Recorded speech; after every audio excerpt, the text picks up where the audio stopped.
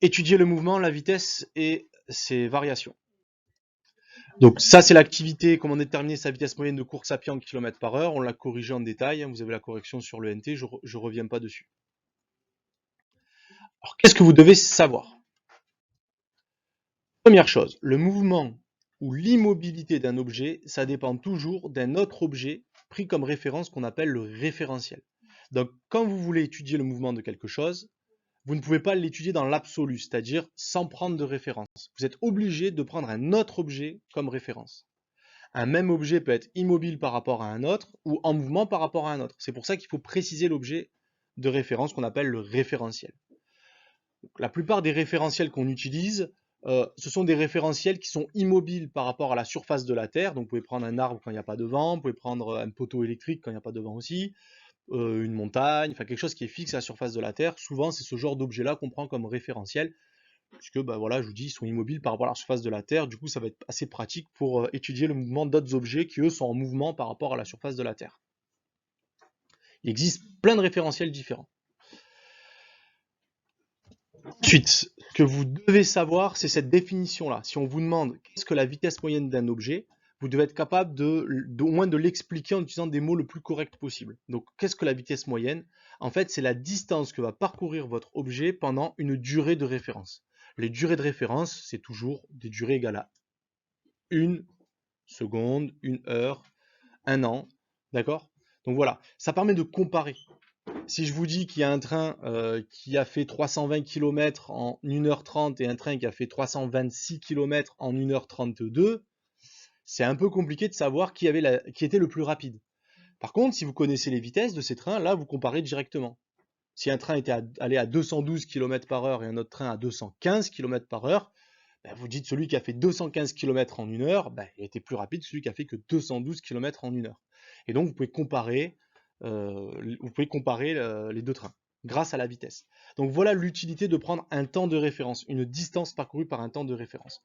Alors pourquoi vitesse moyenne? Vitesse moyenne, ça veut dire qu'on va regarder la distance totale sur la durée totale, par rapport à la durée totale que la personne a fait pour faire ce trajet.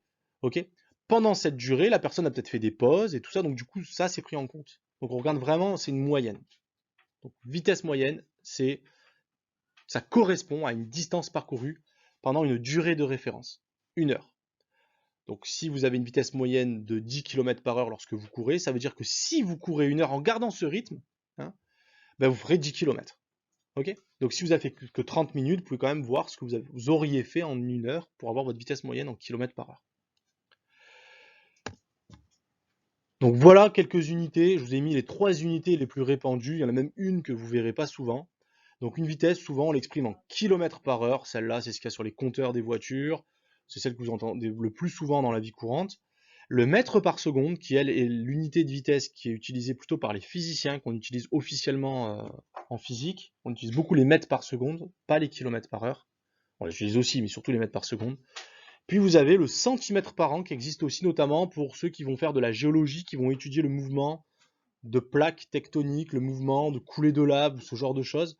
Là, le centimètre par an peut être pertinent, puisque vous imaginez bien qu'une montagne, pour les montagnes qui continuent de se déformer, à grandir, entre guillemets, elles vont pas gagner 3 mètres par an, elles vont pas aller à 2 km par heure, hein, d'accord? C'est de l'ordre du centimètre tous les ans. Voilà. Donc c'est une unité qui existe également. Ensuite, on va voir ce que vous devez savoir faire. Vous devez être capable de dire si un objet est donc immobile ou en mouvement par rapport à un autre, donc par rapport à un référentiel. On va illustrer ça avec une petite vidéo que j'ai prise sur YouTube d'un enseignant qui a fait des simulations. Donc je vous laisse observer attentivement la vidéo et puis on commente juste après.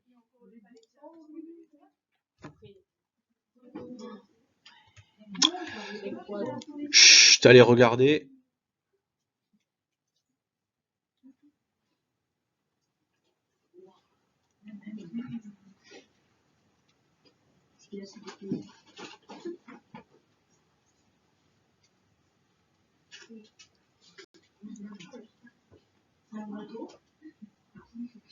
Chut.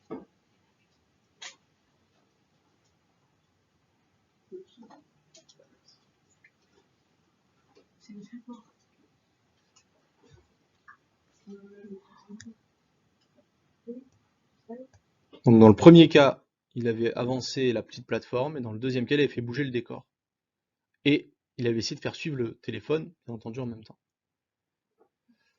Donc les deux situations donnent donc le même résultat. Alors bien entendu, comme c'est d'une personne qui fait ça, ben, parfois il peut trembler un petit peu, d'accord? Mais au final, le résultat va être le même. Vous devez être capable d'effectuer des conversions en utilisant les heures, les minutes et les secondes.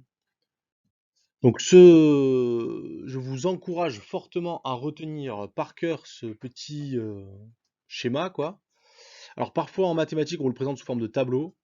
Moi, j'aime bien le présenter sous forme de schéma avec des flèches. Donc pour passer des heures en minutes, on multiplie par 60. Une heure, c'est donc 60 minutes. Pour passer des minutes en secondes, pareil, 60. Une minute, c'est 60 secondes. Lorsque vous voulez passer directement des heures en secondes, ben vous faites x 60 x 60, c'est-à-dire x 3600. Donc une heure, c'est 3600 secondes. Si maintenant, vous voulez transformer quelque chose qui était en secondes, le faire passer en minutes, là, ben vous faites l'inverse, vous divisez par 60. Et pareil, si vous voulez faire passer quelque chose en minutes en heures, vous divisez par 60. On est d'accord? 60 minutes, c'est bien une heure. Et puis toujours pareil, si on veut passer directement des secondes en heures, on divise par 3600. Donc ici, j'ai essayé de faire plusieurs types d'exemples. On va les faire, comment dire, on va les faire assez rapidement à l'oral. Et après, vous vous entraînerez dans les exercices, il n'y a pas de problème. Donc 2 heures en minutes. Donc passer des heures en minutes, c'est, on va dire, un cas assez classique. On multiplie par 60, d'accord? Donc ça nous donne 120 minutes. 2 heures, c'est 120 minutes. On fait x 60. Là, maintenant, c'est, on va dire, un processus inverse. Vous passez de minutes en heures, d'accord? Donc vous allez devoir remonter.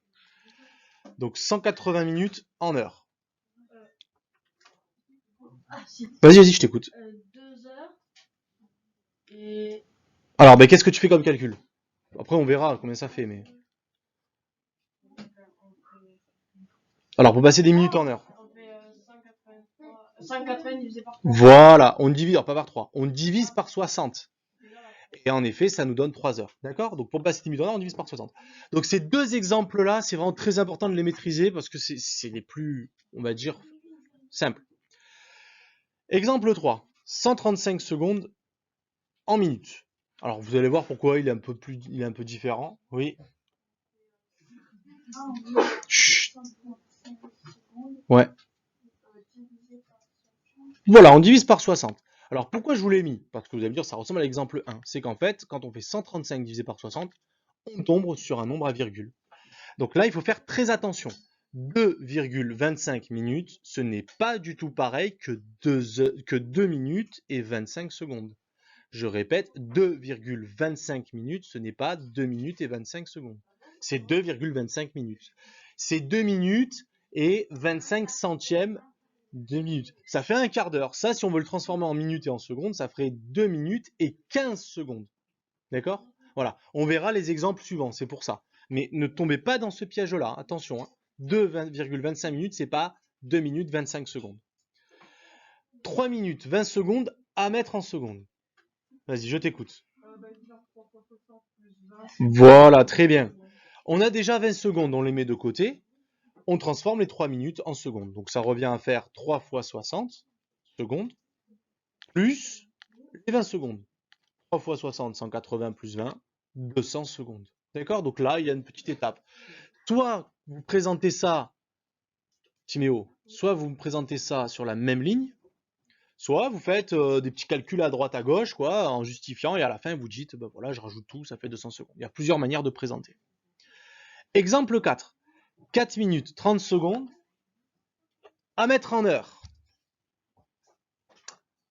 Allez, comment on fait? Je t'écoute. Alors, toi, tu choisis de mettre du coup les minutes en heure. Donc, du coup, on fait pas fois 60. Comment on fait pour passer des minutes en heure?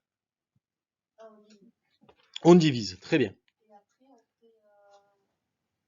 Et les secondes, Divisé par 1600.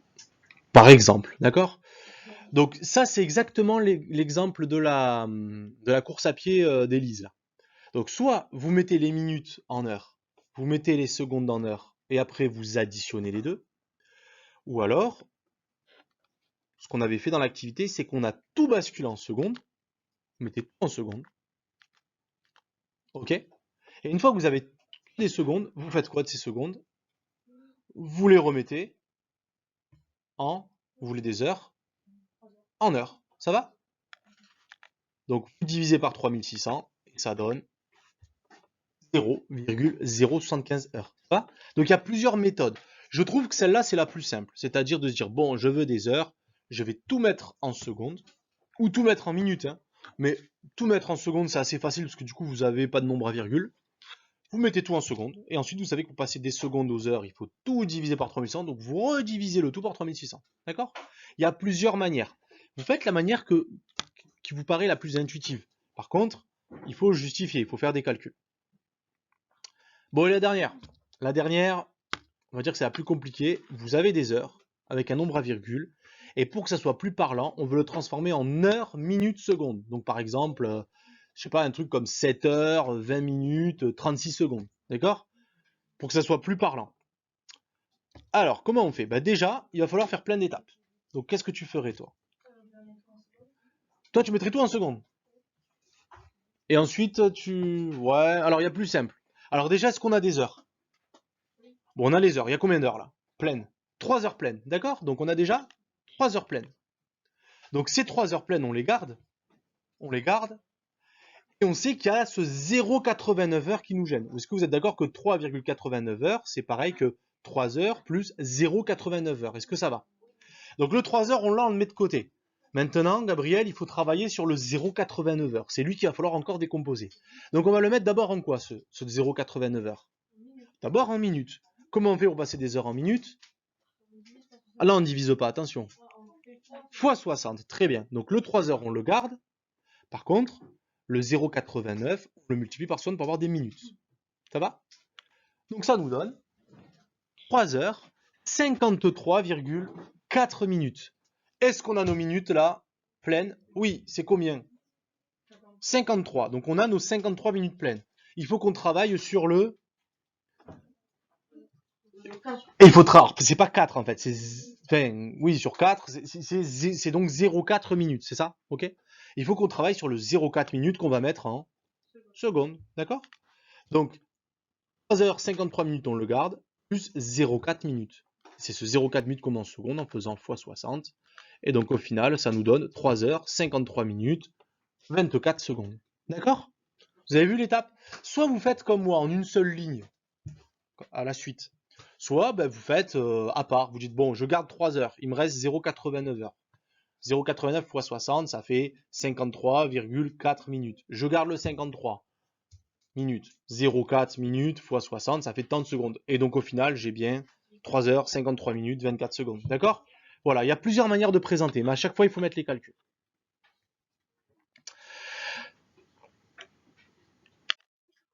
Et dernière chose, on va dire que c'est la plus simple, c'est celle que je vous ai demandé de faire à la maison. Donc en fait, c'est là qu'on va un peu corriger ce que je vous fais. Vous allez vous auto-corriger par rapport à ça. Hein, c'est pas moi qui vais corriger. Vous devez être capable en 5e de calculer la vitesse d'un objet. Exemple, vous avez un objet qui parcourt 200 km en 4 heures. Un train, une voiture, voilà. En moyenne, elle a fait 200 km au bout de 4 heures. Elle a peut-être fait des arrêts, mais ça ne nous intéresse pas. Ce qui nous intéresse, c'est la distance totale par rapport à la durée totale, pour avoir une vitesse moyenne. Calculer sa vitesse moyenne. Donc première étape, il faut faire un tableau. C'est toujours le même. Un tableau de proportionnalité qui va vous donner la distance parcourue en kilomètres et la durée de ce parcours en heures. Pourquoi des kilomètres? Pourquoi des heures? Ben, c'est tout simplement parce que ici, j'ai des kilomètres, donc je reporte l'unité de la distance ici, je reporte l'unité de la durée ici. D'accord? Distance, durée. Je peux avoir des mètres, des secondes, je peux avoir des centimètres, des années, je peux avoir des hectomètres et des minutes, même si c'est assez rare en général. J'ai jamais vu, mais c'est possible.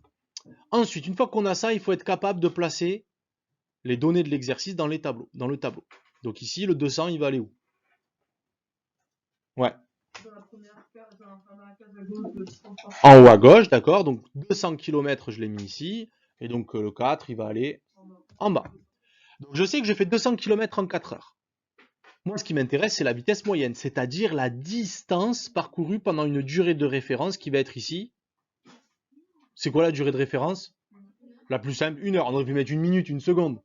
Mais bon, on va pas commencer à se compliquer. On a des heures, on garde des heures. Donc je cherche la distance parcourue en 1 heure. Ben, une fois que j'ai ça, j'ai gagné. Produit en croix.